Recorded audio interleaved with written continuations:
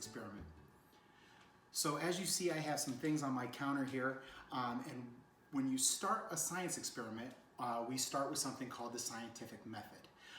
And the very first part of the scientific method is identifying a problem. And today our problem is my balloon is not blown up.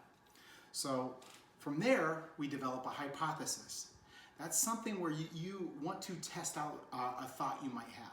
So I want you to look at these ingredients that I have sitting on the counter, and I want you to think about what a hypothesis might be.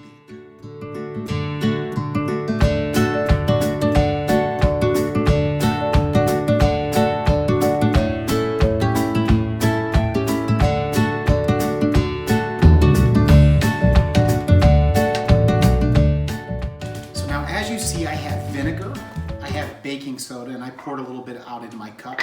I have an empty water bottle, a balloon, and a funnel.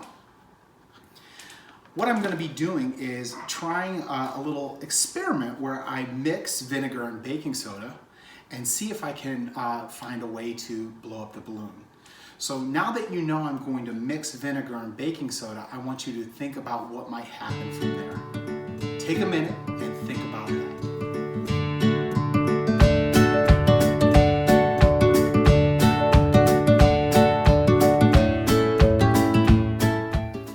Step is going to be to use our funnel, and I'm going to call this the wet funnel because we're going to put our liquid in our vinegar in the bottle. I'm going to dump some of that in there.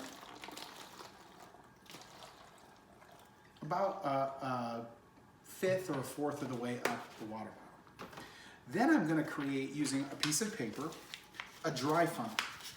What I want to do is create a way for us to get some baking soda into our balloon. So as you see, I have a tip. I'm going to place it over the balloon like so, and then I am going to very carefully dump baking soda down into the balloon. Okay, got a good amount in there. Now comes for the experiment. I'm going to put the balloon over the top of our bottle. So I just like so.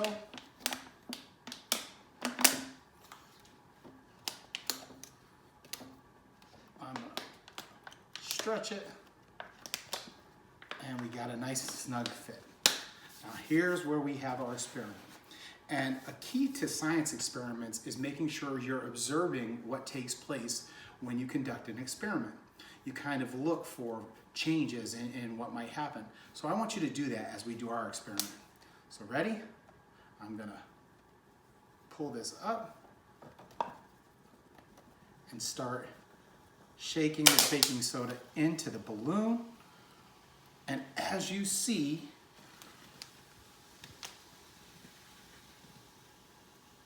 our balloon fills up. So now we got to think about why that happens.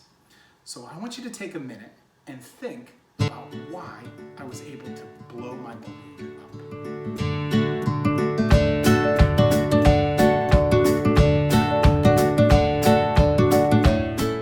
So let's talk about it. Why did this balloon fill up?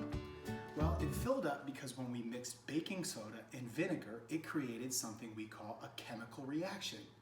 A chemical reaction is when things mix together and the properties change and creates something new.